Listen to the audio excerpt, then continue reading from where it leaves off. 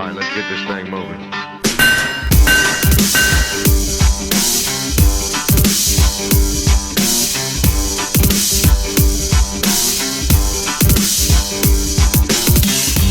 Broadcasting live from Germany. Welcome to the Morning Hockey Show. I don't like to call it a test show. I'm going to call it a beta because I'm with my partner here, a good old Dead on Day. What's happening, Dead on Day? What's going on? Oh, yeah. Hockey in the summer. Hockey in the middle of the damn summer. There he is, Dead on Day. Welcome to the program. Let's go to our two-shot. We're going to do some little experimenting here. Oh, we look beautiful. What a good-looking gentleman we really are, huh? All right, here's what we got for you today, and only today. Saku Koivu retires after 18 years from the Anaheim Mighty Ducks, which means there are going to be no Habs reunion. A little unfortunate, but 18 years, plagued with injury and one situation with cancer. Saku Koivu, one of the great Finns to come out of Finland. Saku Koivu retires after 18 years. Amanda Kessel of the U.S. women's hockey team out for the season with a concussion. Bad report for Daniel Arvidsson, who's looking for a new contract with the Detroit Red Wings. It appears that back pain is keeping him off the ice. That is not good news for probably one of the most seasoned veterans in the National Hockey League without a Stanley Cup. Of course, we could touch on the tragic death of Bob Sutter of the Miracle on Ice team of 1980, gold medal team. And NHL 15 fans still not happy.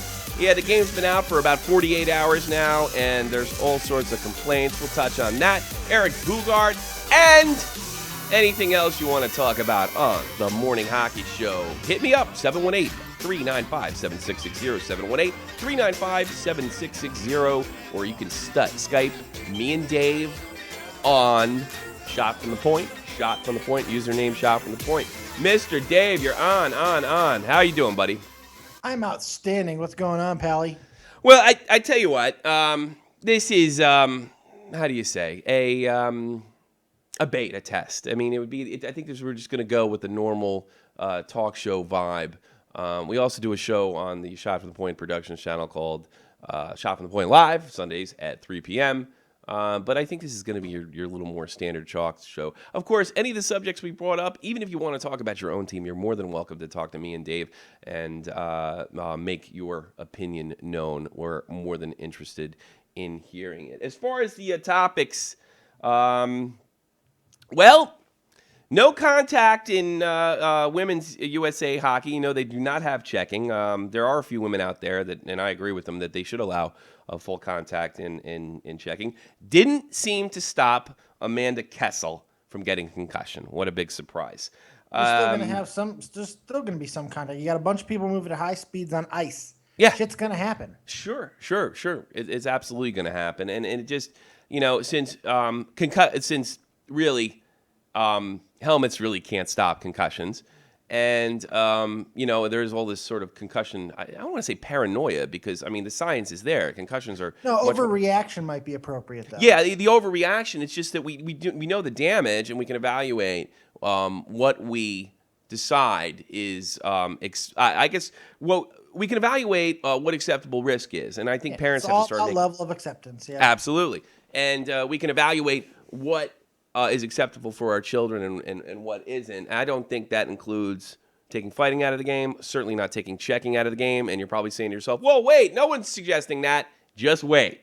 What's his name? Nowitzki, former professional wrestler. What's his first name? Yeah, fucking Chris Nowitzki, who is heading a lot of the studies that are going on inside of Boston about the study of impacts of concussions on athletes, championed a Pennsylvania school that actually eliminated headers from soccer. So I don't believe for 1 second, not 1 second, I don't think Dave does either, that this will eventually lead to saying essentially full contact ice hockey is too rough. Are you on the same page with me there, Dave? Well, it's just, you look at football, and that's kind of, look how much they bastardized football. This is the future of hockey. It's going to happen. I think we are going to see. It might be 10 years from now. Well, you said almost 3 years ago on Shot from the Point that Gary Bettman's nobody's bitch and maybe Roger Goodell is. Now, I don't know from football and what have you, but I will say this. The NHL does not have $500 million to shut people up. And I do see them fighting it. There's a certain amount of personal responsibility that you take as being a forcer. And I don't buy this thing, well, they didn't know when they started. Nobody thought fighting was good for you for a living. Nobody thought fighting. And take the fighting out, take the fighting out of hockey completely. You're still going to have concussions. We're talking about a women's hockey player. No contact. She's out for the year. It's done. Well, see, here's the thing, though. Then this is why the lawsuits in the NFL got through. All the old-time players got through. Because it's not a question of whether we knew this type of physical activity was going to fuck up your brains. That's obvious. What's being disputed is how much or how little, in this case, did the league do to prevent and avoid worse damage. Now, it's just a matter of time, I think, before old-time hockey players start doing the same shit as old-time football players. Well, you know what? There has been no major names have stepped forward. I think the biggest name so far that I've seen in some of these lawsuits, which they're trying to get to be a class action lawsuit against the National Hockey League, it was Mike Peluso, former Crash Line member of the New Jersey Devils. For most part, and I'll be honest with you, I have very little sympathy for these players. They chose a profession that I would have dreamed to have played in had I gotten the opportunity, including the injuries. I would have well took on the injuries. Hell, I joined the Army. I knew that was going to be good for me either. And they get paid well to do it, too. Yeah, and, so the class action lawsuits seems to be by players that maybe either weren't paid that well or mismanaged their money. There hasn't been anything major. A lot of rumors of Eric Lindros getting involved. But Eric Lindros had concussion issues prior to even getting to the NHL. We know that concussions are much more serious. It used to be, we know, and I think Dave, both me and Dave agree on this. You get knocked out now, you're out of the game.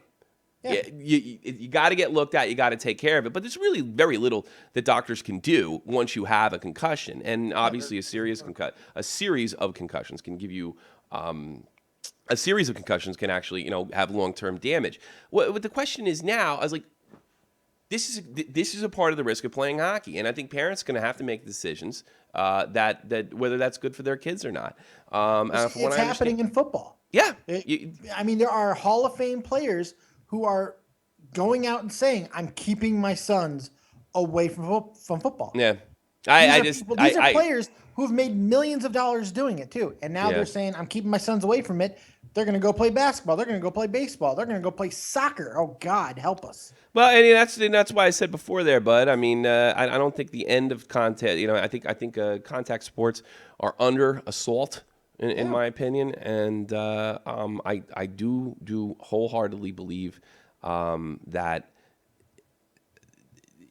guys like Chris Nowitzki are on a mission to eliminate contact sports. They're not there to make it safer.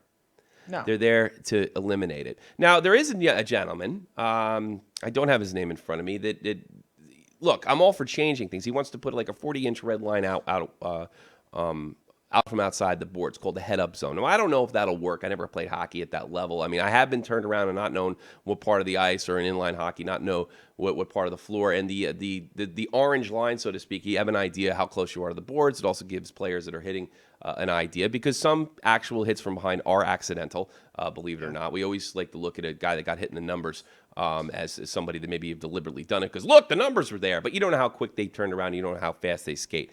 And what have you. But that being said, I am all for changes. This gentleman, he was partially paralyzed, and he tried to come up with a way to make it safer. He doesn't want to eliminate hockey, and he doesn't want to eliminate rough hockey. He wants, he feels that he could have gotten it possibly, and he doesn't know for sure, if he had this line, possibly he'd still be playing. It's a desire to play and keep people playing longer, and not have what happened to him end his shorten his time playing the great game of hockey. Now, I look at somebody like Chris Nowitzki, his professional wrestling career was shortened with concussions and what have you. It almost feels like from Nowitzki that it's something like the effect of, like, I couldn't do what I wanted to do, therefore you can. And I get that vibe from him. Am I off there, Dave?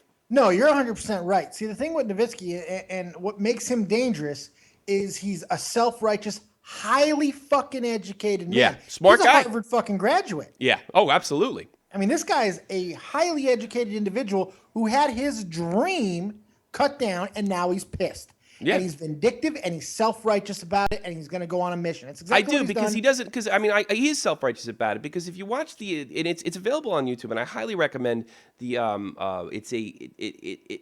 I really should get the name of this sucker, and I posted it. If you look, you know what I'm gonna do? We're gonna go to Shot from the Point Live. I'm sure the Shot from the Point Hockey Facebook page. I'll show it to you. And I've watched this. I've actually watched this sucker twice. This particular documentary on Derek Bugart. Did you get a chance to watch it earlier? I didn't watch the entire thing, but I watched enough of. I went and checked out a whole bunch of things. You checked out. I'm familiar with the cat now. Let me get this sucker up there for you. I'm going to put on the It's page. a very interesting story, the entire thing. Yeah, it is an interesting story and also a very tragic story. Let me get that up for you. And it's called Punched Out. Let me put you up there, Dave, too. It's called Punched Out, The Rise and Fall of Derek Bugart. Derek Bugart was also a very famous Minnesota Wild player and, of course, New York Rangers, and he tragically died in the summer of 2011. Actually, May of 2011. After an overdose of painkillers and alcohol. And there's Nowitzki's actually in this video, which I find pretty interesting. And then he says something like what you said, like sort of self-righteous, like, if people knew what I knew, I went to a Boston Bruin game the other day, and I'm paraphrasing, of course. If people knew what I knew, they wouldn't stand up and clap. And well, first of all, it's been well known, even before the Bugart death, that the concussions were concerned. The NHL, I remember they tried or experimented with a special helmet to save Pat LaFontaine's career, and of course, it didn't work. He had a special helmet. He was hit real hard towards the end of, I think it was the 1997 season, and that was the end of Pat LaFontaine's career, a beloved New York Islander and Buffalo Sabre. Again, because helmets don't stop concussions. So he went on to say, like, if people knew what I do. Well, I do know what you do. I mean, maybe not in the details in a medical stuff, but I do know. I do understand. I have a complete knowledge that this is a lot more serious than, hey, buddy, how many fingers am I holding up? Than initially thought. And there should be action taken. That doesn't mean, but what Nowitzki's talking about is changing our games. And changing our games. Well, taking them away completely. Yeah, by taking them away completely. I'm sorry, Dead on Dave. I'm going back to early days of Shot from the Point, brother. I don't know. There's another aspect of this too, which I don't think people like Chris Nowitzki take into consideration. Mm-hmm. He acts like people are stupid. Like, we don't know that these things are dangerous. We obviously do. Here's the thing he doesn't seem to understand. We don't fucking care. Yeah. People like violence. It's just part of reality. It's been that way since the dawn of fucking time. Gladiators, we like violence. Well, yeah, I mean, the hockey is selling violence. Hockey, even without violence, hockey itself sells violence. I mean, that's essentially what we do. It does, and absolutely. It's not so much that we don't care about the players and don't care about but it's when Dave says he doesn't care. He doesn't care. He doesn't want these guys. Yeah, I totally wasn't meaning it. Yeah, but let me elaborate. Let me help you out here. But no, I know exactly what you mean. It's not that you don't care. It's just an acceptable risk. This is yes, I might be really messed up as an older person, really, really messed up. But it's obviously, as individuals, we have to make choices about what we do, and this is an acceptable risk. I don't want a safety-proof life. I don't want that. I don't want that for my child. I'd actually be very, provided my daughter had the skills, I would be perfectly comfortable with playing full contact, 5-on-5. Females on females hockey at one point in her life. Now, I know that's never more than likely never going to happen, but I'm comfortable with that. I'm comfortable with the results. If that's what she wanted to do.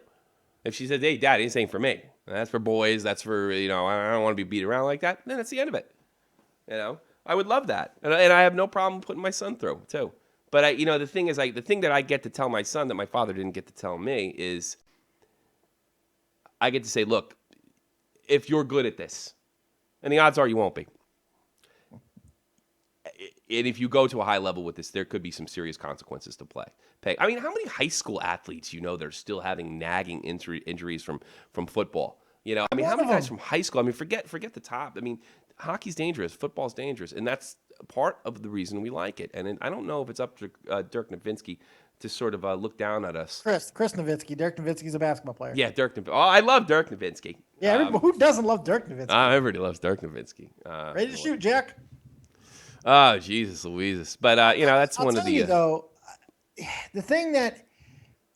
This is what I do when I look at sports, when I'm watching a sport like football or hockey or anything with violence in it. The way I justify it for myself, and I think most people do this, without even thinking. We know these people have been bred into this their entire lives. It's the one that's passionate about what they're doing. They know the inherent risks. They're not stupid. Two people colliding equals ouch. Exactly.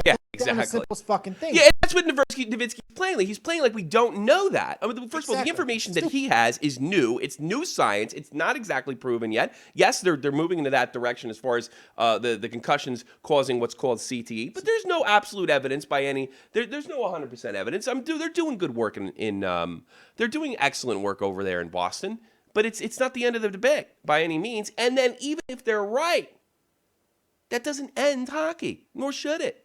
It just means we have to consider the possible outcome. Every parent, prior to the information about CTE, prior about the concussion hysteria, every parent should have known, if they haven't, and I don't feel sorry if they didn't, knows when they send their kid on the ice, there's a possibility of paralyzation. Absolutely. Everybody knows that. Football, everybody knows that. God forbid you get hit with a baseball. And I think that's what we're not. It's like a lot of guys will trying to pussify or chickify, as my dad likes to clean it up. We're trying to do the impossible, live without risk, and it's yeah, that's a perfect way of putting it. We're trying to live. We want to do all the things we want to do, but without risk. And it's almost like, like there's some kind of epiphany. Like, you can get hurt playing hockey. It cannot be good for you. And you can get hurt playing football. It almost like no shit. Hey, that's why it's attractive. I could break my leg if I fall down. What? Yeah. What the fuck? Yeah. By the way, I love that Chicago Blackhawks jersey you got over there. Yeah, isn't it sweet? Isn't it? I absolutely love it. How do you feel about those Hawks this year coming in?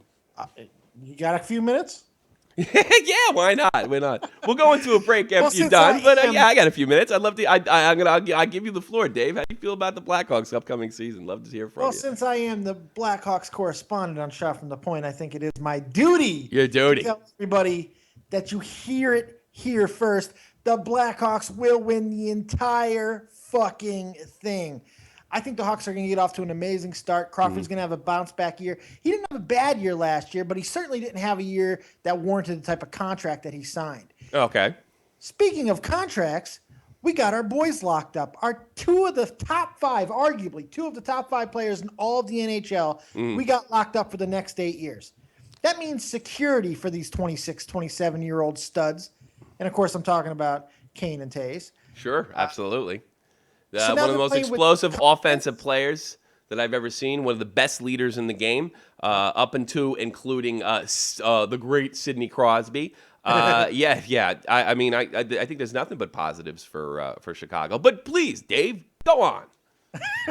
Well, no problem. Thank you very much. It must be nice having such a good team. It's give and take, baby. It goes beyond those two guys. But when you have those two playing confidently, securely, because they're financially taken care of forever now, basically. Yeah, exactly. And they're coming off of seasons where they were both kind of hampered by injuries. They're not going to have that this year. They're a little more healthy. And remember, neither one of these guys were leading scorers for the Hawks last year either. No. That's a scary fucking thought. No kidding. Well, that's the great thing about the Chicago Blackhawks is just there's so many great contributors there that are not so-called, maybe like marketable superstars. Sharp, Seabrook, Hossa, fucking the guy I've been touting for years who's really starting to come into his own, Brandon Saad. That guy's a fucking stud. I know, absolutely. I mean, it's insane. This team is so loaded. There, you also see, tell me if I'm wrong about this, Dave. You also see, I feel like the Boston Bruins right now are doing their best. Like, they're kind of shopping Marchand right now. This is fundamental. They're keeping this team together. They did not make any major moves after they won the Stanley Cup in 2013. They tend to be they're trying to hold this team together and keep it. And that's one of the mistakes I think a lot of great Stanley Cup champion teams. You also seen it in LA. They didn't make any major moves this summer. They're keeping the core of this team, and fortunately they can because they're so young. With possible obsession of Hossa, they seem to be. They're so much different than the 80s and 90s Blackhawks. And even 2000s. They're just so well managed from the top down. And let's not forget, this is an original 16. This is a pride of the NHL. Chicago is a hotbed of hockey. People love their Hawks. They love their history. They love Bobby Hull and Jeremy Roenick, and even going back to some of the softer days of Tony Amonte and what have you. This is a hockey team, and it's great. It's great for hockey. People used to talk about the Rangers being consistent when they won their Stanley Cup and how good for hockey, and there's no doubt. But you know what? These are better teams than the 94 Rangers. They're probably going to win one or two more cups at least before Tannen Case's career's over. I mean, it's so healthy for hockey that the Chicago Blackhawks are strong. But I do think, as a Yankee fan in baseball, I almost think the only problem with it is you're going to start to get Chicago hate. Because it's possible, but I think it's possible. Chicago, you see a little with the Bruins too, because they've been so it's successful. It's easier to hate years. East Coast teams than it is a Midwest team. Remember that. Yeah, too. I think you guys get a little break for that because of that. I got to be honest with you. I think just the simple fact that it's a Midwestern team kind of benefits you as far as the hate factor and what have you. That East Coast hatred. That East Coast hatred, exactly. All right, I think that we're gonna go into a break. You can go into a break there, sir. And this is how we do it. You know, I probably shouldn't do this online. I'll send you like a little Facebook message when we're just about ready to go on. But we're going to play some music and come back after the music. And this is where we take a break because we're doing like a normal sort of a talk show, hockey talk show thing. So we got to take breaks, run ads, and things like that. It's not like Shot from the Point Live, which I'm going to be happy to talk to you about what we have coming on Shot from the Point Live and give you a little taste of it. I hope you stick around. Right after this, it got to be a Rich Mahogany straight out of Jersey. Check them out, brothers, sisters. See you on the other side. My dragon for you. What's that? My dragon's going to get Nowitzki. Yeah, well, we might even talk about that. Also, feel free to call in. Call in. I don't have the number in front of me. 718-395-7660. Here's Sid Rich Mahogany. See you on the other side. Friend's apartment, and it smells of Rich Mahogany. Yeah.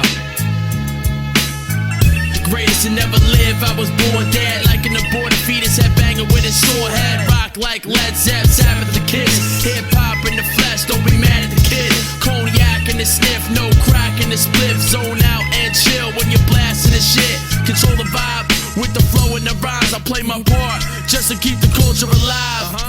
Whack rappers should have been aborted. No biggie, y'all ain't important. You know my C's, I'm just being me. A real MC, representative of GMD. Boom bap, cool cat, spitting rude tracks. Who's that? Do that, never getting booed at. Ripping every show, hit blueberry dro. Sip penny to the roof, spinning very slow. Who's the one who spits it properly, kid? It gotta be Rich Mahogany. Who's the one who spits it properly, kid? It gotta be Rich Mahogany. Who's the one who spits it properly, kid? It gotta be Rich Mahogany. Who's the one who spits it properly, kid? It gotta be Rich Mahogany. Stealth bomber, rhymes like air strikes. Mad nice, fresher than your air nights. Go ahead and laugh, suckers, I'll make mad nuggets. I'm a bad mother, y'all just shit stains and ass nuggets. Been bugging, rugged with the lyric skill. Clearly ill to beat me, you need a miracle. Bass booming, tripped out, stage Truman. Rap mutant, homie, I ain't human. Keith Richards, I spit that raw flow. Bust raps like broken rubbers and pornos. Really sick, guilty kids spitting filthy shit. Rhyming skills live and ill, yeah, I'm killing it. Domes blasphemous, skull bones hazardous. Worldwide, not a local rapper, kid. On the road with Tony, plus Prime Pro's my homie. No baloney, stacked cheese, provolone. Who's the one who spits it properly, kid? It gotta be Rich Mahogany. Who's the one who spits it properly, kid? It gotta be Rich Mahogany. Who's the one who spits it properly, kid? It gotta be Rich Mahogany. Who's the one who spits it properly. Kid, it gotta be rich mahogany. Drove sparking, crack open the whole garden. Bee slapping, got the pussy on your whole farting. Like Seagulls way I'm dropping crack. Where the ganja at, weed man, holla back. Sonic boom, Molly, you pass that. Let me hit that, break the herb, get the Dutch. Let me split that, break you off, Kid Cap. Up the track, spit raps, haters you could kick rocks. Bitch, get back, ha. Switch it up like a moon swing. Spontaneous, get ready for what this dude brings. Cats stay changing colors like moon rings. Watch how rich mahogany do things. Life or death, which one are you choosing? Picture me rolling like ravers that like to chew things. It's amusing, cats think they're dope, but they're all washed up like sinks and soap. Washed up. Who's the one who spits it properly? Kid, it gotta be rich mahogany. Who's the one who spits it properly? Kid, it gotta be rich mahogany. Who's the one who spits it properly? Kid, it gotta be rich mahogany. Who's the one who spits it properly? Kid, it gotta be rich mahogany.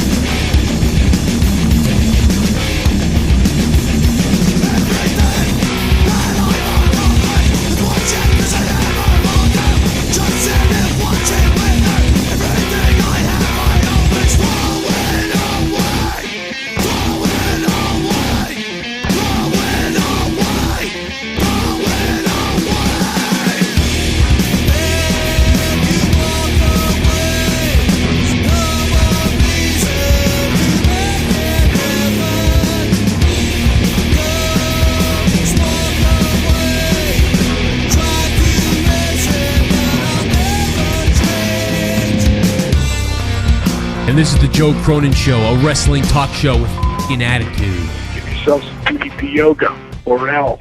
Bang. Thanks, DDP. Awesome. Let's do this! Yo, Joe, the first time I ever seen your show, it was pretty awesome.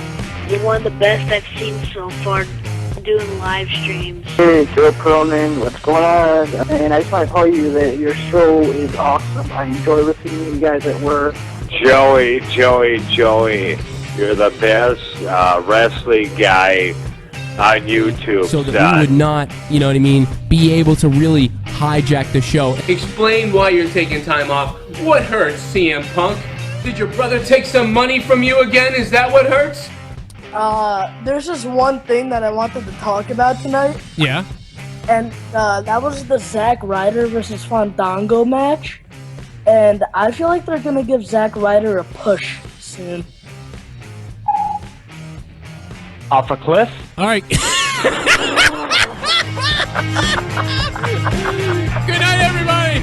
Cena. That's incredible. You know my top 5 wrestler list is?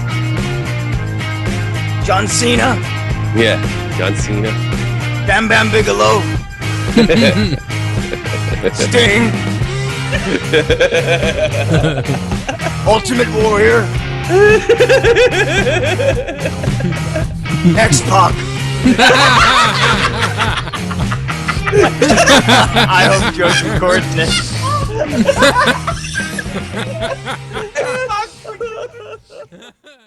Hey, let's face it. NHL fans love EA's NHL series. NHL 15 demo is now upon us. And for all you old farts and cats that live out in bumblefuck Winnipeg, it's like pull hockey without the pulls. Now, if you're looking to stay on top of NHL 15 gaming this year, have I got the community for you. Take your ass right over to Facebook, type in EA Sports, NHL Gaming, and Fans. Look at this site. It's beautiful.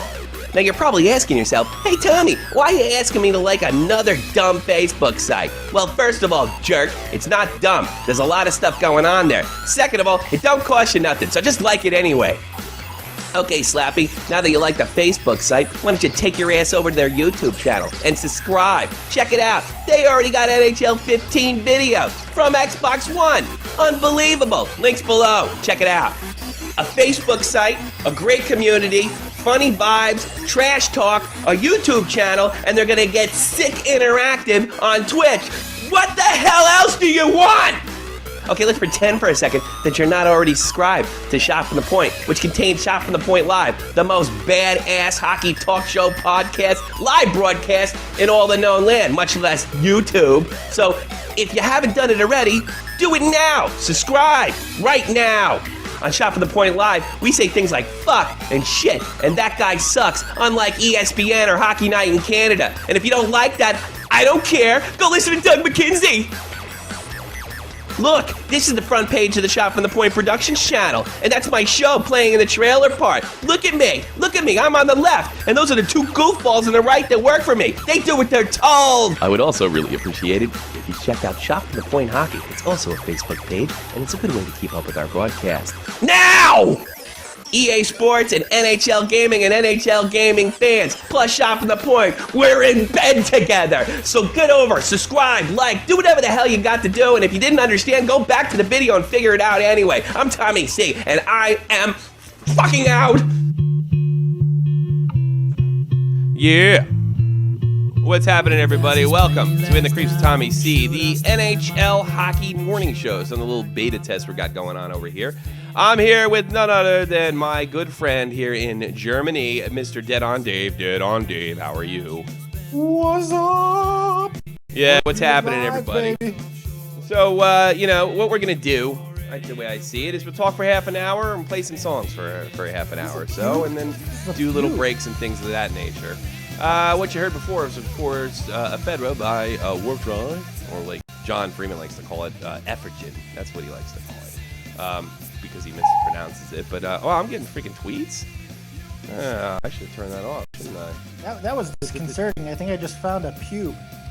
Oh, what's that? Oh, well, NHL IQ has just retweeted us on Twitter. That's very nice of them. Do they follow me? No, they don't. Well, why don't you follow me? Hey, NHL IQ, I'll give you a nice retweet there. But and I'll even give you a favorite. How about that? But if you follow me, I'd be happy to follow you back. Because I don't want to look like a big loser and follow less people than follow me. Unfortunately, I'm one of those people. Yeah, so am I. Fucking Joe Cronin. Yeah, jeez. Joe Cronin, the man has it down. Also, let me give you some ways to get in contact with me, Tommy C, of the Shot from the Point production channel. Yes, you can get me at Tommy C SFTP on Twitter, Tommy C SFTP on Twitter. Sure, Skype us at Shot from the Point. I'm really tongue-tied, don't know why. Maybe it's because of the 14th cup of coffee that I've had. And then you also can call in and talk about any subject you want, including the ones that we're talking about or the ones that are running through the Twitter. The ticker at 718-395-7660. Let's start calling you Tweak. Tweak? Yeah, I am. Well, I've been drinking a lot of coffee. Yeah, the pressure. Yeah, that's must be what it is. It's just the pressure. The pressure. One of the topics people interested, you can also catch me on Twitter at DeadOnDaveV. Yes, you can get Dead on Dave D on hit Twitter, and of course we ran the Joe Cronin Show ad, which is after every Monday Night Raw and every pay-per-view. You got a pay-per-view this week? Next week, so that's going to be your first. And Dave is one of the new co-hosts over there on the Joe Cronin Show, which has been doing quite well. Of course, they have 9,000 subs, well over 1 million views. Fantastic job they're doing over there if you're into the world of professional wrestling. Again. Feel free to give us a call and bring up any hockey topic. I'm a little rough when it comes to the juniors because I know the real hardcore guy loves the juniors, but maybe you can tell us what's going on in the juniors. That would be super fantastic. I'm getting that little thing over there. Let me see if I can fix that. How are you looking? You got that little stupid thing in the corner up there. You can't see me anymore, correct? Don't even talk shit about my awesome accoutrements. We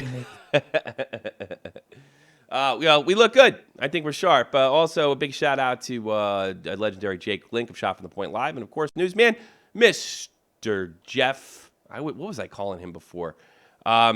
Jesus, I'm really Mr. Jeff Huffman, our great newsman. Yeah, you, Jeff, and early 2000s Jonah Hill really kicked it off. That's because he's listening right now, so you can go bust his balls all you like. Fucking listen, Jake. Jake's listening right now. Properly. You got to admit, it was kind of funny. So that's it. Also, on the subject list, some NHL fans might not appreciate this, but it's a simple fact. EA's NHL is a big part of the community. We have to all admit that. And with a lot of buzz going into the season, of course, the graphics and then the reports of gameplay being improved, there was a lot of hype. A lot of people were really ready to go with it, and then we ended up getting what we're getting, and it looks like to me that this might not be a really good year for video game hockey. What's your read on this so far? Okay, well, what I did was in preparation because I knew this was coming. Yeah, I decided to look at some reviews and some videos and stuff. Let me read you a couple names of reviews, like headlines. Sure. First one from IGN, Empty Net. That's the headline for the review. On GameSpot, NHL 15 review, hitting the ice, face first. They're not getting good reviews. Now, I did read one that was pretty favorable. I gave them a 7 out of 10. And the biggest thing that I could see that everybody's talking about that they're in agreement with is the presentation aspect of the game is a huge step up. Sure. Because they got Doc and all that, and they have them actually like live. It's like live visualizations of these guys. It's not just like. Yeah, I know. They haven't done that in a long time. I remember John Davidson being a part of the PlayStation's version of NHL 97, which was awful. You're still better off going with the previous generation system, and that's what a lot of people thought. Okay, fine, give them a year to work on it. But it also seems that there's not much improvement or anything really all that interested in the Xbox and PlayStation 3 versions. I've seen reviews of it already. This is absolutely, I don't think there's anything. It's a cut and paste, but I didn't really have a problem with that. Give me NHL 14 with a little update. But it doesn't even look any different in a lot of ways. In fact, you have less options than you would have. Yeah, you do get EASHL and a lot of the things that or the options that the Xbox One and PlayStation 4 don't have. But I mean, it's really even disappointing if you're going to go 360 route, which I thought I was going, and now I'm actually debating whether to skip the whole season. Yeah. You know, Here's I mean, a direct yeah, quote from GameSpot. if I can afford Xbox One, I don't get the options that I'm used to with NHL. If I go to 360, I'm actually not getting as much as they gutted that as well, and they don't even let you do silly things like let you pick your own. Like I always had a picture of Henrik Lundqvist because my favorite team is the Rangers. I still have to look at Patrice Bergeron, which isn't the worst thing in the world. I mean, but I mean, it's there was absolutely less effort than I initially anticipated, which is kind of surprising, to be honest with you, considering how great NHL 14 was. And I don't know if I chalk this up to not enough time. I mean, it was such a big project, or my suspicions of they already have these options in there and they're going to charge for them individually one at a time. Nobody, I don't think, would ever put that past EA Sports and EA, some of the strange things they've done, especially with Madden over the years. They're probably their most successful franchise. But I don't know, what do you think? Are they working to screw us, Dave, or what? I don't know. Here's a really telling thing that I saw, and you see something similar in every review. This is a quote from GameSpot. Just about everything that has been left in the game has been diminished in one way or another, and that seems to be a common theme. Mm-hmm. I don't know if they're deliberately trying to screw us over. I just think it's EA being EA. Yeah. You look at Madden. Madden has been unchanged for the past 7-8 years. Mm-hmm. Slight graphic improvements every single year, but other than that, the game is essentially the same. People are going to argue and say, "Oh, what about the passer cone? Or what about the tackling improvement?" That's just shit that's going to happen naturally as technology gets better. Sure. That's not impressive to me. And NHL seems to be doing the same thing. Yeah. They're like, let's not do too much. In fact, let's strip it down a little bit more to make these fuckers appreciate what they're getting, and then we'll charge for extra content later. So you do think that's coming? You don't think shame that's a on conspiracy you. theory on? You could see them charging for EA SHL. Absolutely. And you know what? I'll sick my fucking dragon on him, Tommy. You just tell me. Go get him, dragon. Your dragon. Get him. You're a big nerd. You're a Fuck big you, nerd. buddy, LARPer. I'm not a LARPer. That's a big lie. Oh, yeah, is it? I think we can go to the tape eventually and find out that's not a lie. I deleted the tape that doesn't exist.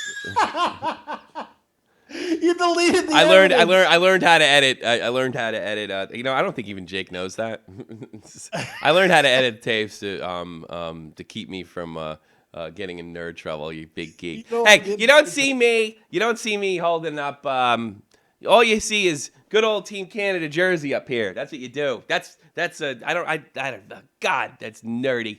But hey. You see, this is what's going to draw some extra viewers in, though. They're like, man, look at this guy. Well, they want to look at Evil Ash? I mean, give me a break. Evil Ash and a dragon. He's cool. I'm automatically cool. You can't. That's just science. It's science, Tommy. Ugh. I want to puke. If I threw you a shield and a foam sword, you'd be all fucking over it right now. Oh, get the fuck out of here. I never did that. There's no, and it's PVC pipes, by the way. Oh, really? Is that what it is? Well, you know what it was? Like, I was thinking to myself, boy, Jesus, when I was how old was I? 15? And I was thinking to myself, I'm getting laid way too much, and I'm just having too much fun. Why don't I make it more of a challenge? And I'll just start getting into LARPing, which, by the way, it wasn't called that at the time, at least that I remember. I think I don't remember the. I don't remember it being referred to that way. I mean, I could be totally wrong. That was when you were a kid? What's that? That was when you were a kid. Well, I'll give you an honest thing. Back in the 60s, they probably called it beating the shit out of each other with a pipe. Well, that's the thing. Like, I remember my buddy Jimmy McCabe saying to me, and I think we were watching hockey, to be honest with you. And he's like, "You think that's fucking cool? Wouldn't you want to beat somebody?" I was like, "Yeah, sure, I want to beat somebody." It's like, "Well, we do this live action role playing." And like, "What's that?"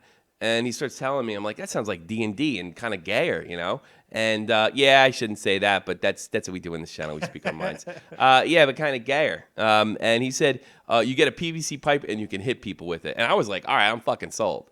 And I went, and that's exactly what happened because I didn't have a character, I had to do non-playing characters and what have you. I got to do things like play zombies and beat the shit out of people with a sword. A sword-wielding zombie, no less. You know? I'm surprised that wasn't more frowned upon in the 1960s. You're only fucking 7 years younger than me, you douche. You can't prove that, you old bastard. I think you're lying about your age. You think I'm lying about my age? Well, that's very nice of you. I will be 38 in 2 weeks. You look good for 50. That's what I'm saying. I look great for 50. You look great for 50. 38 in 2 weeks. More hockey. We can go. Let's get back to the puck. Here's some spooky news. Daniel Alfredsson having trouble with his back. I mean, this is just a report, but it was also on NHL.com, and it said report. Alfie. I think he's well into his 40s. I think he's at least 42 now. That's 42, a guess. Yeah, he's 42. But this could not be good because he is unsigned. He only signed a 1-year contract with the Detroit Red Wings. Now, he did not have a horrible year last year, but the Red Wings, they weren't. In the end of the day, they weren't really contenders. And the team is a lot older than their. What was it? The last time they won a cup was 2008. I want to say. No, 7. They won their last cup in 2007. This is a radically different team. Pavel Datsyuk has also had some injury problems. He's well into his mid-30s now. They're in a different conference. Well, I think my question to you, Dave, is they keep him or they let him go? And with a back problem? Sometimes you got to cut ties. Yeah, I would agree. The Wings are in kind of a transition period, and some people didn't think it was going to happen to be able to remain dominant when they switched conferences because they went to the weaker conference. Mm-hmm. But that's not necessarily the case when you're not thinking progressively. A lot of the top teams in the NHL, but with a couple teams, excluded from this line of thinking, are going young and trying to get younger and trying to get more athletic. It didn't seem like Detroit was really heading in that direction. They thought that they could hang on, and you know what? That could be a learning experience, a lesson for the Bruins. Because if the Bruins don't start getting younger and transitioning a little bit for the future, they're going to be in the same fucking category as Detroit in a couple. Well, I heard some rumors of the ride that they're actually thinking out. I mean, I think he's a big. I mean, Sean Thornton's gone. And admittingly, they're not going to admit his offensive production too much, but he was a big part of the team, and he was a locker room guy. And unless you're one of these advanced stat guys that think that momentum shifts and emotion don't play a role in hockey, yeah, you might think it's no big deal. But I mean, Sean Thornton was a big locker room guy. He's going to spend a year in Florida now and see where that goes. Where the hell was I going with this? They're actually talking about actually shopping around Marchand, which is strange. Really? He's another heart and soul guy. It almost seems to me like even with the playoffs with the Montreal series that they played, they tried to not play Bruins hockey. I know Joe Cronin has been critical of them on this. It was almost like they were trying to play more of a Montreal-style hockey. What was wrong with Bruins hockey to begin with?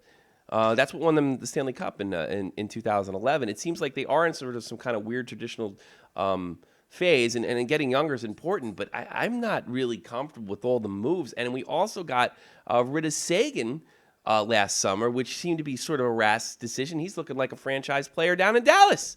So I'm not really comfortable with the moves like the Bruins the Kings made. and the Blackhawks, and even some of the Blues, the Colorado. I mean, yeah, they're looking at these teams and they're trying to emulate their type of style because they see that their type of what they had is not going to get past the Blackhawks. What they have is not going to get past the Kings. So it's a knee-jerk reaction, and you're taking away heart and soul guys, like you said, and that could be really, really damaging. Yeah. So it's going to be an interesting year. I don't think they're going to have a clear path like some people might think. Well, with the advanced stats, supposedly this is the year that they're going to play a big role in the NHL, which is really, to me, it's going to be fascinating and to see what decisions are made or are they being made at advanced stats. It almost seems like maybe that's what the Bruins are doing. Maybe they got an advanced stats guy in there telling them to make certain rules. I'm not real comfortable with the moves that are Bruins late. I mean, this season is really open. I know Chicago's going to do well. I know Colorado and I'm pretty sure Colorado anyway, and St. Louis will be on top of the fold. Of course, the Kings will be right there in there, provided they don't have that very typical Stanley Cup sort of hangover that a lot of teams have, which they actually had in 2013 because they had like the longest Stanley Cup celebration going all the way into February. But I really don't know what's going to happen this season. I don't know what roles enforcers are going to play. I don't know how the advanced stats are going to affect, if at all, It really is. I think that's why we're doing a podcast so early in the season, because I think it's just like, let's get it started. Let's go. Let's see something freaking happen. You know, and I am very excited. It's clearly about wide open. I think the East is real wide open. I don't know about the West. The West is going to be tight. The West is going to be tight. The East, you don't know. I mean, we are. I have left the New York Rangers out of a lot of talks when we talk about the Eastern Conference champions. Yeah, they are. And let's not forget that they are the Eastern Conference champion. But I think a lot of maybe writers, you don't really hear their names a lot. Maybe think that was a little bit of a fluke that they were in there, and maybe it was on the emotion of Martin St. Louis' mother's death. But I mean, obviously, St. Louis had a huge impact on the Rangers, and there's no real reason to believe that they can't really pick that back up again. It wasn't just a fluke. That I think if it wasn't a fluke, I think that Alain Vigneault has done a tremendous job over there. I think they'll pick up where they left off. There are some, there are some guys. They are moving some guys around, and I think it's more. It's starting to feel more like an Alain Vigneault team than a John Tortorella team, and apparently that's good because they went to the Stanley Cup final and they lost to a very, very, very good hockey team. A team that had only won a Stanley Cup 2 years prior. So, the Rangers could be a part of that fold. Of course, Sidney Crosby says he's healthy and he's ready to go over there in Pittsburgh. Of course, they're going to be dangerous. Of course, they're going to be on top of their game. But I think the issue with them, they lost two big blue liners in Miskidin and Brooks Orpik going to Washington, which changes a lot of things for Washington. I think it's a leadership issue. It's certainly not offensive production when it comes to. I see what you're doing. It's not offensive production that's going to be a problem in Pittsburgh. It's leadership ability and things of that nature. Certainly, those teams are going to be tough. Boston, New York, possibly Washington. How do you feel about Washington this year? To be honest with you, and that brings up a good topic when it comes to Alex Ovechkin. How do you feel about them? They're not making the playoffs. What's that? They're not making the playoffs. Really? Even with it, they brought Miskit in. They brought Orpik in there. You don't think so? I have a theory. I think by the middle of the season, Ovechkin will be no longer in a Capitals jersey. Why do you say that? Because they're gonna. The only scenario I can think of them coming up with that is they have an absolute horrible, off to a horrendous start, and they just don't. They don't recover. And they've changed everything else. They've changed everything else. Now it has to be on the superstar. It has to be on the wonder. Superstar. And also, Ovechkin's created a lot of controversy with himself being such an open supporter of Vladimir Putin. We could see a situation playing like for Washington D.C. Yeah, come on. And Washington D.C. as well. But I'm not even worried about Washington fans so much like turning on him. I'm worried about, this was a guy that was kind of larger than the Capitals. This is a guy that me and you loved, and it's more uncomfortable kind of rooting for him now. Because of his stance with Vladimir Putin, it's not a comfortable thing. Look, Ovechkin usually gets cheers, unless he's in Pittsburgh. Here's the thing, he could play his way out of this. Sure, if he comes out, he scores 10 goals in October. Then he's out of it. But it's like even if he plays well, it's sort of like this guy supports Vladimir Putin. They just invaded a country. I think people are good. The way it is in sports. I think as long as he makes some kind of statement that distances himself from it, I think he will at some point. Well, he did today or yesterday. I got a report over here that he said, "I just don't want war," which is kind of like it's like a back out. Well, if you support Vladimir Putin, a warmonger, he's he's the warmonger. All right, that leads me into a transition. I want to tell you about a great show. It's called Shot from the Point Live.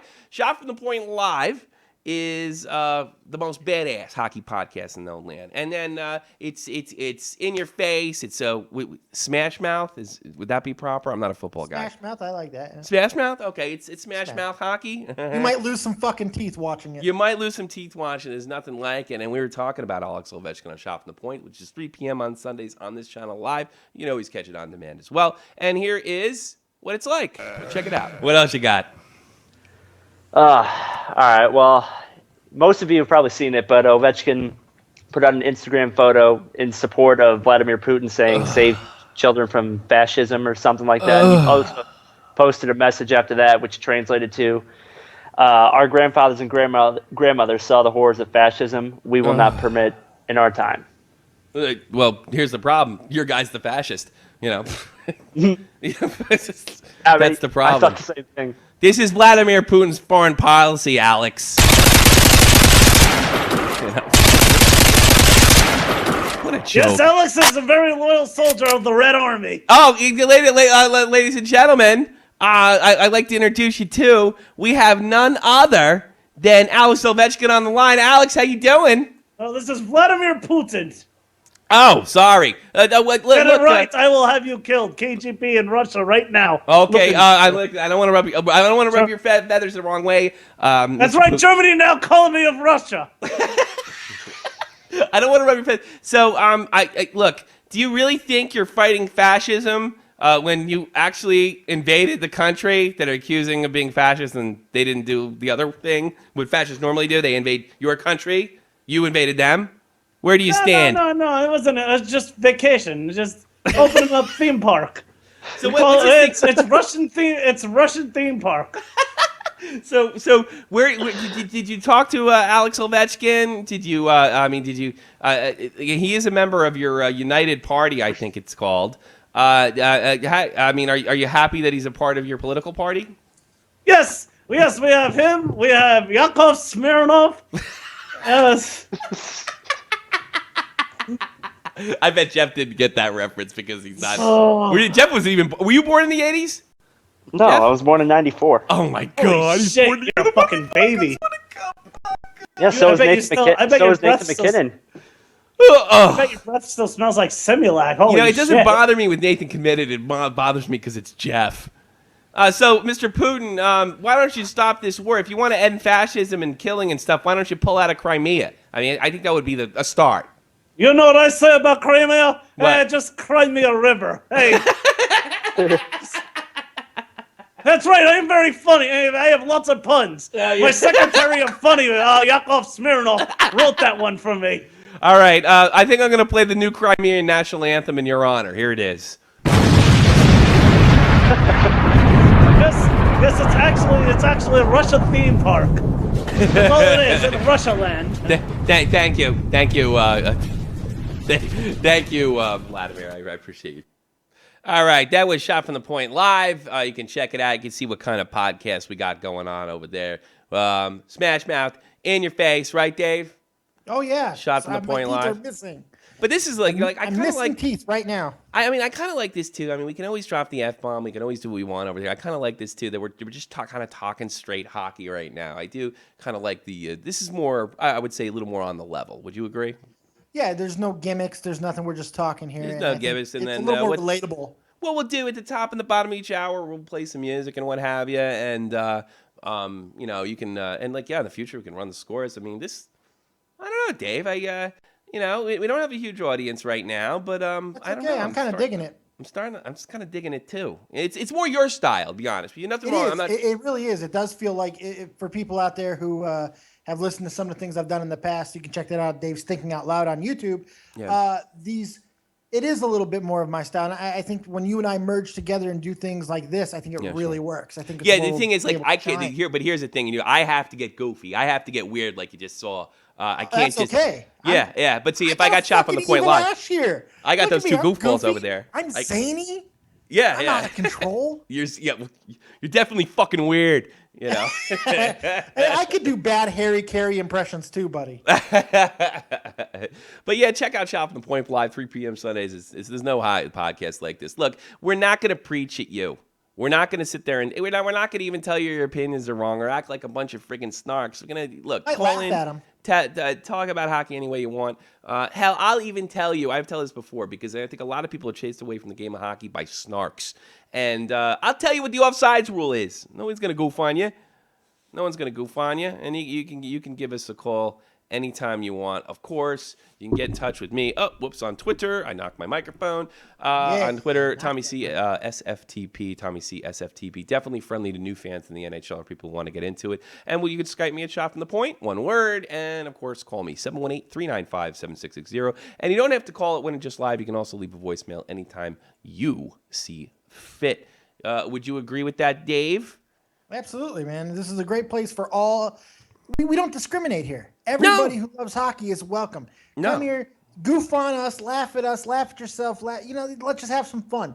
It's taking Dave, hockey to a funner place. Yeah, exactly. And Dave's not a he's not a long-time hockey fan. He's had to get. He's got a lot of experience with a lot of sport. We brought him in around. I think he's got a lot of interesting opinions. No one's claiming to be a freaking Aggie work. Nobody's Bob McKenzie over here. We're fans. It's fan supported, fan run. And you know what? You can say dirty words, and you say somebody sucks.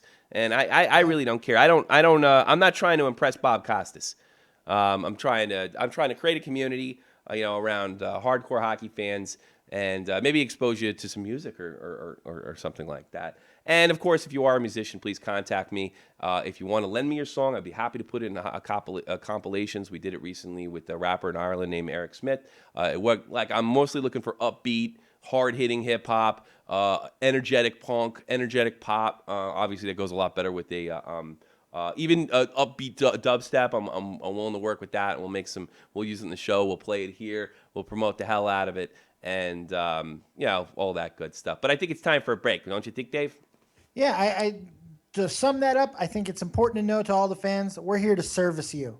Absolutely. Tommy C will personally service you. Yes. It's what he does. Just pull down your virtual pants.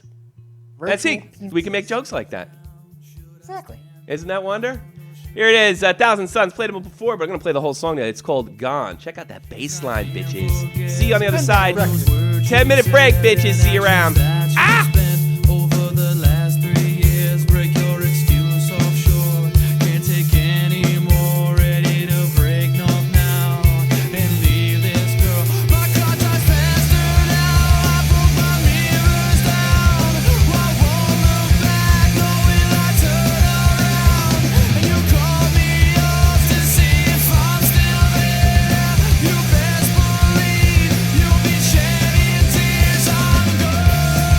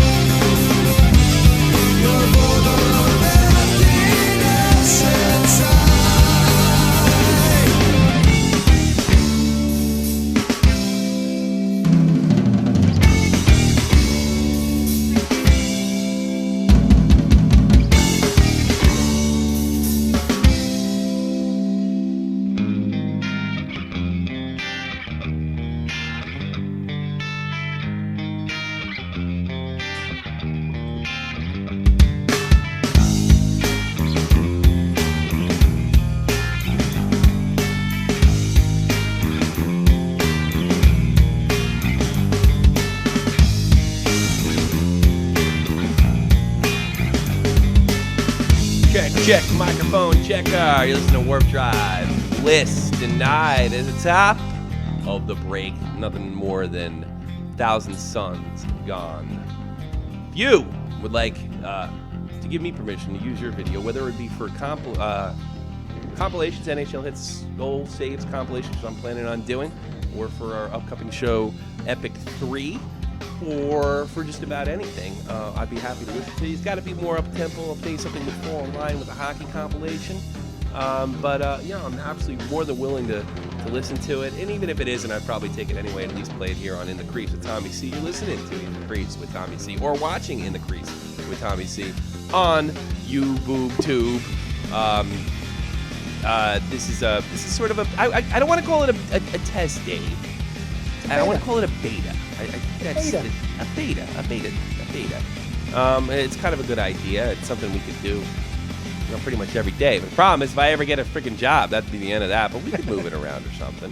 It's not a worry for me because I'm retired. I'm medically just fucked. Yeah, you're medically retired, and I will be. Well, let's just put it this way: I need a job. You can give us a call 718-395-7660. Talk about your team, your opinion, or anything else on the National Hockey League. I think we're going to do 20 more minutes and call it a night. Hey, I saw something at the break. There's some talk around good old PK Subban. Being a captain of the Oilers. It really shows, or the Oilers, excuse me, of the Habs. What do you think of that? PK ready for the league couple years? I like PK.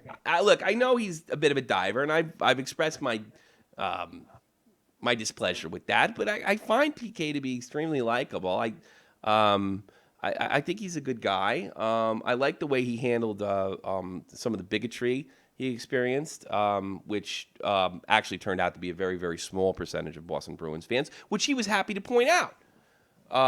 And I like the way. I have some problems with playing. I don't like playing against him, but as far as and as far as a playing standpoint, I do question some of his defense at times. But as an offensive defenseman and a wicked shot and an energetic guy. And as Joe Cronin properly puts it, the guy goes into like beast mode once in a while. Just starts knocking players down. He's in the play, and I love his energy and his passion. And I don't know if he's ready for that role, but seeing a C on PK Subban's chest would be pretty incredible. And what an accomplishment to go to an original 6 team, maybe the biggest of all original 6 teams, and wear that. Where do you feel? Where are you on that? You got to find out. You got a stud here, who he can go like Joe said, like you just said, he can go into beast mode. He's the type of guy who could put a team on his back when he needs to. Absolutely. If that's not captain worthy, I don't know what the fuck is. No, me either. This is the type of guy, and he's young enough to, if it doesn't work out, mm-hmm. if it's a disaster, it's not a huge step back. So let's find out. Let's see if he's got the moxie. Let's see if he's got the swag. Let's see if he's got the stuff to be a leader. I think he does. It's funny we're talking about. I like his attitude. I like he plays with a chip. We were talking about teams in the East. It's obviously much deeper in the West. But we also talk about teams a lot of people aren't talking about. The New York Rangers. The Montreal Canadiens are kind of one of them. They had a very. They lost in the Eastern Conference final. To a very hot Ranger team that struggled at times to deal with them. And they beat the former Eastern Conference champion in the Boston Bruins. Where do you see the Montreal Canadiens at the end of the year? It's not struggling for the playoffs, in my opinion. I think they'll cruise. No, they're getting in. I think they're getting in. And if anything, they could be someone to worry about in the playoffs, because I see them being a team like the Rangers were last year, who didn't have a spectacular regular season. But when they got into the playoffs, something clicked. Well, no, in fairness, Montreal was at the top of the fold over there most of the time. It wasn't because you know what it is? You're such a spoiled Blackhawks fan. You got to win 20 games in a row, and then it's Montreal was competitive. Yeah, more than competitive. Yeah, Montreal was more than competitive. I think they played quite well. I think it's more and more I think about it. Montreal is going to be a very, very dangerous hockey team next year. I got a 4 or 5 in the East. I could see them replacing the Pittsburgh Penguins as being the main threat in the Eastern Conference. I think Pittsburgh's still going to be at the top of the East. I really do. At least regular season. In Sydney, we trust. I mean, and unless that wrist thing is a bigger problem than we know, I still got them at number 1 seed in the East. Boston, or maybe even you guys as the 2 seed. Yeah, it could be. Of course, just over the ticker right now, Sidney Crosby says he's ready to go, fully healthy, wrist feeling good. That is not a good sign for anybody, but I think there was maybe I'm looking at it as a hockey perspective. I mean, are you familiar with the vampire who used to former player for a soccer team called Liverpool, and he bit another player on Italy during the World Cup? Suarez, I can't remember. Luis Suarez, I think his name is. Sorry, on my side. I got a soccer jersey on, but I mean, nobody gives a shit anyway. It's soccer. Don't worry about it. But here's the thing. I was at a bar last night, and I was talking to my girlfriend, and I said, "Boy, if I was a defender, I would be constantly talking about that." When he was in the field, every free kick, I'd call him a vampire. I'd find the Spanish words. I'd be getting in his head. Now, this is a common practice in hockey. I don't think it's is utilized as much, or I don't even know if it's legal in professional European soccer, football, whatever you want to call it. I'm sure you could chirp. Yeah, you could. Yeah, I mean, but you may have to be a little more subtle about it. But I mean, there's nothing like inherent. I mean, of course, if racist chirping would be out of the question, which is as it should be. But there's a prime example of it. There's a great example of it. Zinedine Zidane. Chirping. Yeah, it might have won them the World Cup in 2006. He said that's a really good example. So what did he do? He headbutt the motherfucker. Yeah, he headbutted the guy. I would be calling him a vampire. I'd learn the Spanish words for vampire. I'd be constantly chirping in the face. And I think that Sidney, I think that's maybe his one weakness. He doesn't deal with that chirping quite well. And I tell you, I'd be doing that kind of stuff. I'd be making fun of his wrist. I'd be getting in there. I mean, not that Sidney's going to turn around and bite anybody. Might take a bad penalty though. But he might slap a few shots a little more wide. She might slap shots too wide. Might take a bad penalty. Sidney is not unaccustomed of taking a bad penalty in a big spot. Asked the Boston Bruins about that in last year's in 2013's Eastern Conference Final. You can get into his head, and I think that's maybe one of his major weaknesses. Nobody talks about Sidney Crosby's weaknesses. They only talk about his strengths, and certainly his strengths. I mean, he's definitely one of the best players to come around in the last 20 years. I don't think anybody's in denial of that. Even his critics, which criticize maybe the way he plays the game or his tendency to, although he has knocked it off a little bit to draw penalties and things of that nature. But I don't. And then, of course, Brooks Orpik went to the media last year. I keep bringing this up and said we have a leadership problem going to the playoffs. Well, why wasn't the captain's name? We don't talk about Sidney Crosby's weaknesses. And maybe this is going back to PK Subban. Might be a good time for Montreal to kind of move past that team. Will Pittsburgh be a factor in the East? Well, I'd be a moron to say that they would be anything other than not being a factor. But I certainly they very well could. They certainly. I just don't get to the playoffs. I don't see them getting out of the second round next year, bud. You know what? I could see it happening. Under the right circumstances, I think they have enough talent on the team that, if they get hot, we all know that the NHL playoffs is unique from all other forms of playoffs. Because it's a totally different season. It's its own season. It really is. Anything could happen. Home ice means shit. No. It's a completely different thing. And Montreal, as long as you have if you have an elite player, especially a guy who could carry your team, who could flip that switch and go into beast mode, absolutely anything could happen in the playoffs, and Montreal is certainly a team, or Edmonton, I'm sorry, is certainly a team that could.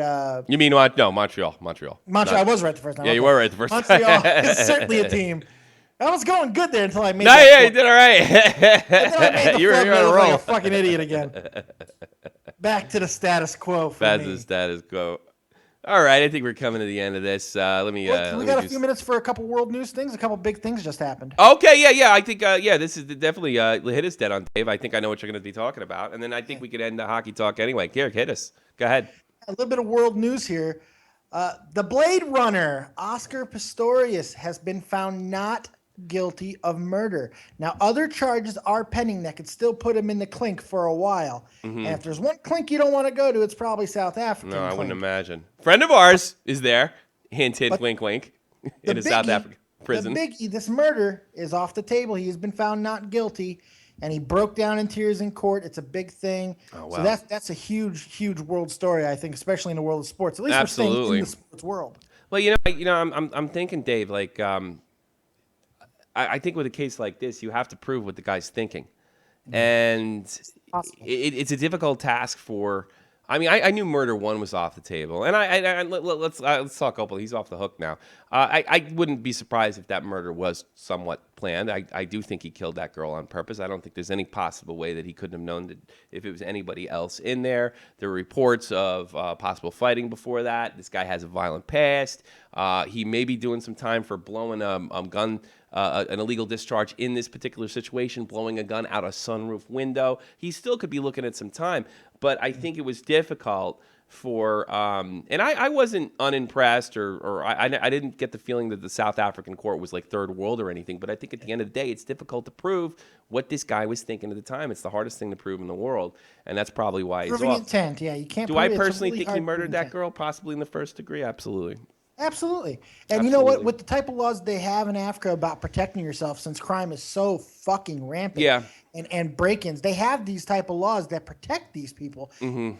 It could have easily been set up. I mean, a big thing that they talked about during the end trial proceedings is the window being open and all this stuff. Things like little intricacies that he could have easily set up beforehand if he wanted to murder this chick. Yeah. I'm not saying he did. I'm Yeah. not saying he did. I'm saying it's quite a possibility, and it's just an interesting thing that he's probably going to walk on all charges. I'm thinking. He got off with this one I thing, mean, he the might gun walk on all- charges, from what I understand, they got him dead to rights on, and they did mention, I think, in the part that we listened to, that he illegally discharged his weapon, whether it was self-defense or not, under that circumstances, because he didn't know whether he was under a threat or not.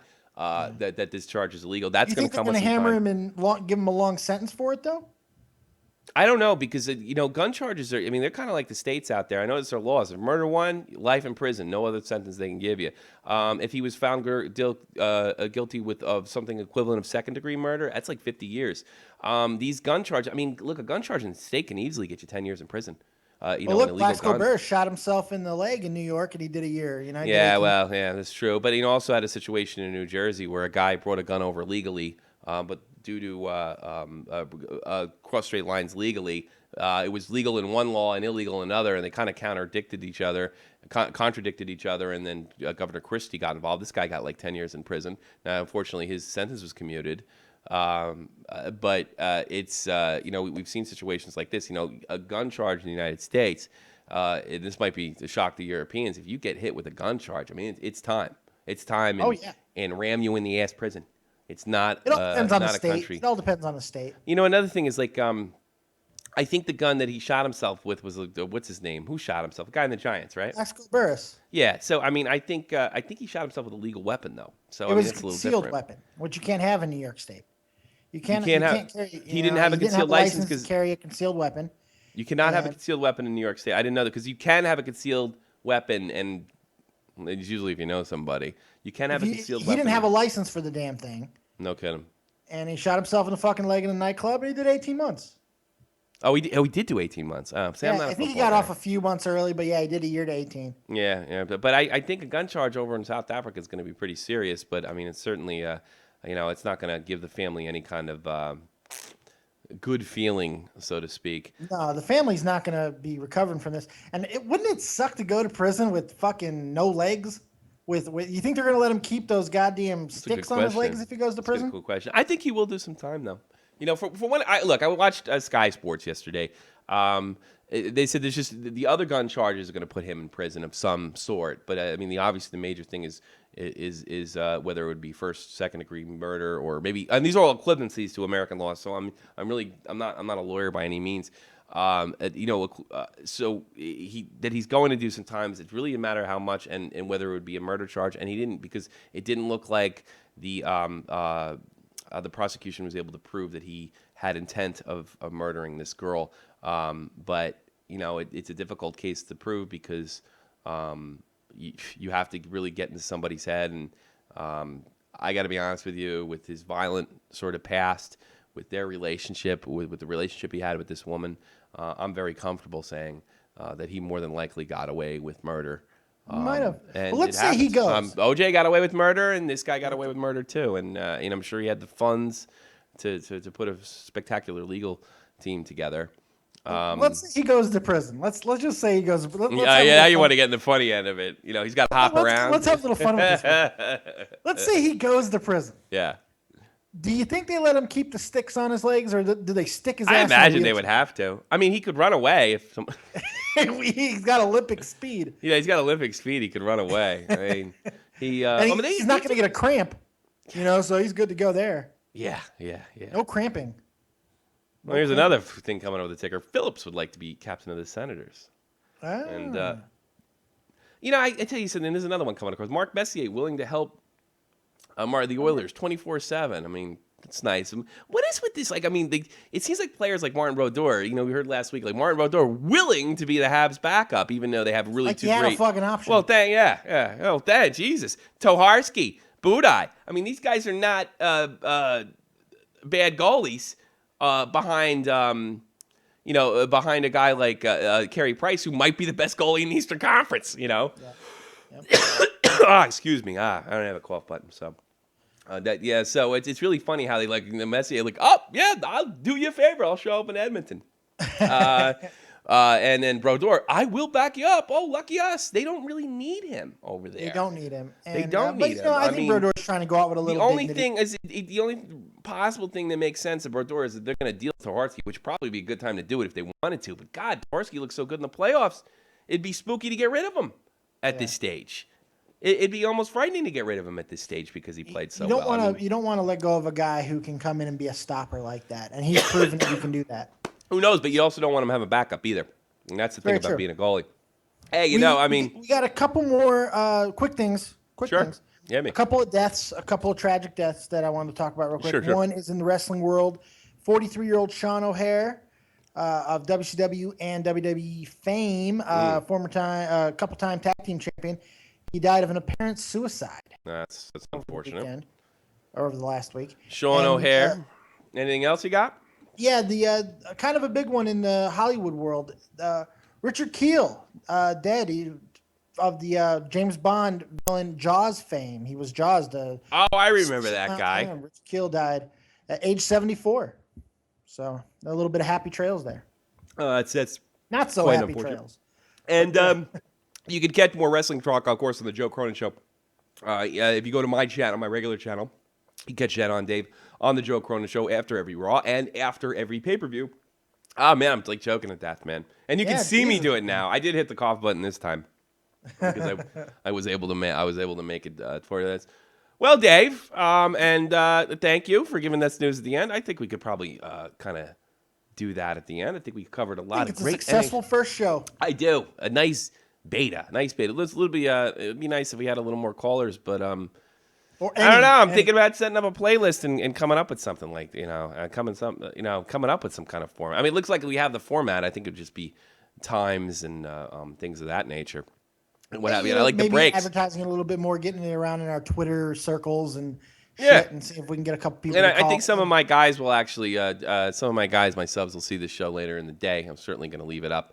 And, we'll see where it goes from there. And I don't have any guys. I got nobody. What do you mean? You got fucking 90,000 followers over there on the Joe Cronin Show. I mean, what's the matter with you? Yeah, but they're not tuning in for me.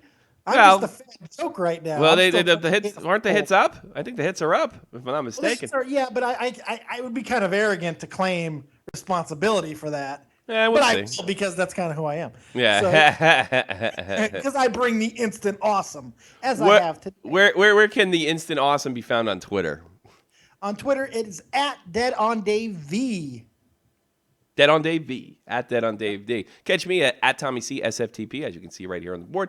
You also can Skype us, Shot from the Point. Call us, leave us a voicemail when we're not on the air live. 718-395-7660. And you also can call us live 3 p.m. Sunday, Eastern Standard Time for Shot from the Point Live. Played a sample from you before. It was quite incredible. I think it's time to say goodbye, Dave, to a very, very, very, very, very, very, very successful. You're petting that thing like it's a fucking cat.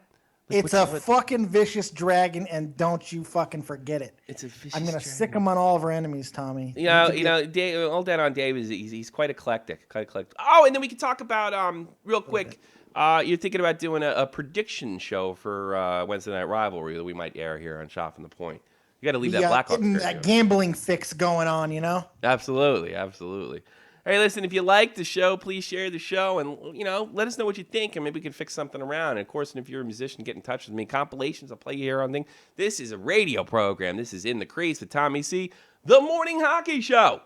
The Morning Hockey Show until I think of something better to call it. And then that's it right now. So we're going to say goodbye, Dead on Dave. Goodbye. Choose from Germany, bitches. Yeah, that's right. We're both in Germany. We're both ex-troops and saying goodbye to you right now. See you soon. 3 p.m. Eastern Standard Time. Shot from the Point Live. Jake Link, comedian, and, of course, newsman Jeff the Huffman, who looks exactly like Dylan Klebold. And it's the resemblance is striking. Thank you very much, everybody. Have a good one. Good night.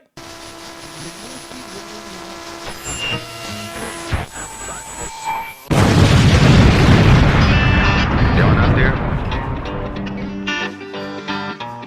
All right, let's get this thing moving.